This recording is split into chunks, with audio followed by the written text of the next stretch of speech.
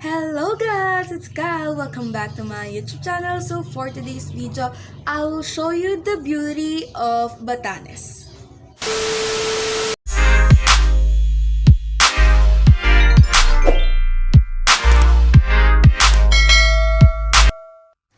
Sa video na ito, sasagutin natin ang inyong mga katanungan gaya ng how to get there, ano-ano ang mga available na transportation, tourist attractions, career opportunities, or ano ang mga magiging trabaho pag pumunta ka sa Batanes, at marami pang iba.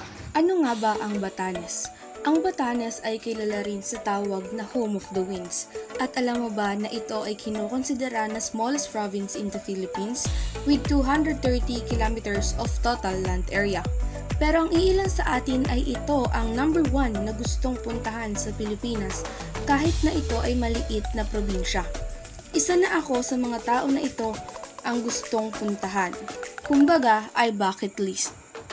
So, what are the available transportations in Batanes?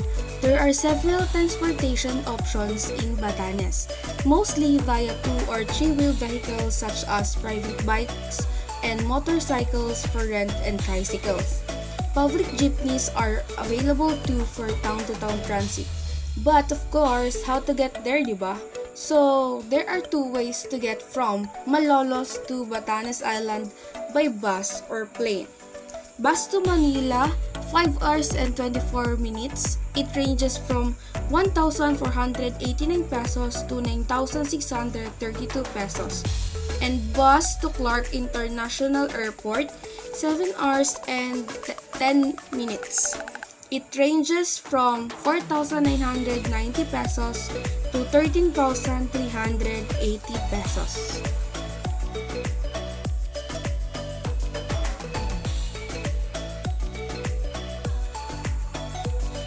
Tourist attractions in Batanes. Basco Lighthouse. Standing 66 feet on top of Naidi Hill is the famed Basco Lighthouse, constructed in 2002 as a navigational facility to guide seafarers back to the shore. The hill where the lighthouse stands was once a small community for pre-colonial Ivatans and home of the late ship Captain Boyas. Vayang Rolling Hills. The hills are also called as Vayang Ranch. The hills offer beautiful and stunning views of verdant grass and deep blue sea. The surroundings are covered with color green. The hills, trees, and grass. The environment is very relaxing to the eyes. You can think and dream peacefully while looking at the clouds. The clouds have different shapes and sizes. The air is refreshing because of the cool breeze coming from the sea. Mount Carmel Chapel, also known as Tucon Church, was first established on May 3, 2008 at Sitio Tucon, Barangay Canarayan, Batanes. It adopted the design of a traditional Ivatan house made of stone walls, making it the only chapel embodying such design. Mount Carmel Chapel also manifests solemnity and tranquility as it perfectly sits on top of a hill, overlooking the lush greenery of Batanes, as well as the Pacific Ocean and the West Philippine Sea. Lugan Boulders Beach. Lugan Boulder Beach is just a short bike ride away from Basco in Batanes. The beach is known for its smooth boulders that line the shoreline, which stretches for miles. Unlike most pebble beaches, the pebbles on Lugan, aptly called boulders, are enormous in size. Mahata Boat Shelter Port. The boat shelter port was built to protect the Batan Island's boats from the destructive waves. It has since become a popular stop on the South Batan Tour. Homaron Blue Lagoon and White Beach. A small lagoon hides in between rocky cliff just by the road that connects Mahata and Ivana. Most of the surrounding waters of Batanes, no matter how silky and calm it looks in the beginning, can turn rough without warning.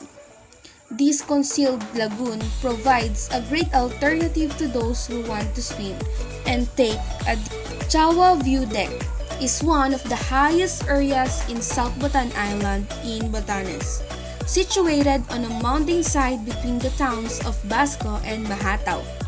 The view deck was built overlooking the West Philippine Sea. The Chawa View Deck features rolling green hills, rock formations, and a panoramic view of the seascape. Tayid Lighthouse is created on a hill on Batan Island, topped with a red lantern roof and room, and bears a rubble masonry base and dwelling. The similarities stop there. Tayid faces the more mischievous Pacific Ocean, not the West Philippine Sea. Its main tower is hexagonal, not round. Malboro Country is situated in East Central Batan Island or Pacific Seaboard mainland Batanes in the Philippines. It's popularly known as Malboro Country but locally called Raku, a payaman or large pasture land for its communal pasture land. Aleppad Hill and Rock Formation is one of the magnificent tourist destinations in the Batan Island. It is a favorite among tourists because it offers a picturesque view of the Pacific Ocean. The hills offer great scenery of the curvy hill while the rock formation will amaze the tourist. Savville Stone House is a small village with stone houses in a row. Cogon grasses are the distinctive roofing on each of the vernacular houses. It is said that the life of the Cogon grass as a roof will take 30 years. Each house in the community has their own schedules as to when the replacement will happen. Marang Beach and Mahayao Arc, a beautiful white beach where you can swim. This is usually the last stop during day tours as there's a restaurant right beside the beach where tourists have lunch. A natural arc formation that can be found on Marang Beach. This is one of Sabtang Island's famous landmarks. Perongan Hills. From Perongan Cave, you can hike up to the top of Perongan Hills to get a view of the surrounding islands. Along the way, you'll encounter stone boat-shaped burial markers. The area is believed to be the burial ground of the ancient settlers of the Perongan Cave. And my number one bucket list in Batanes is their famous honesty store. It is a typical Pinoy sari-sari store and coffee shop combined.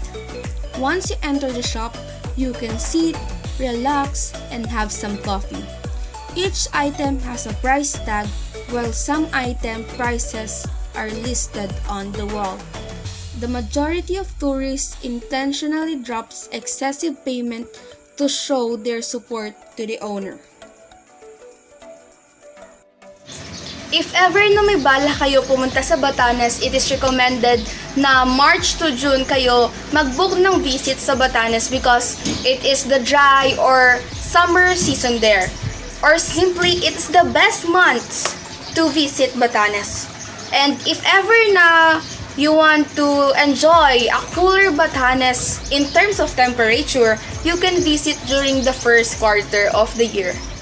So here is the tourism development plan of Batanes for the year 2016 to 2022. Assignments for marketing research.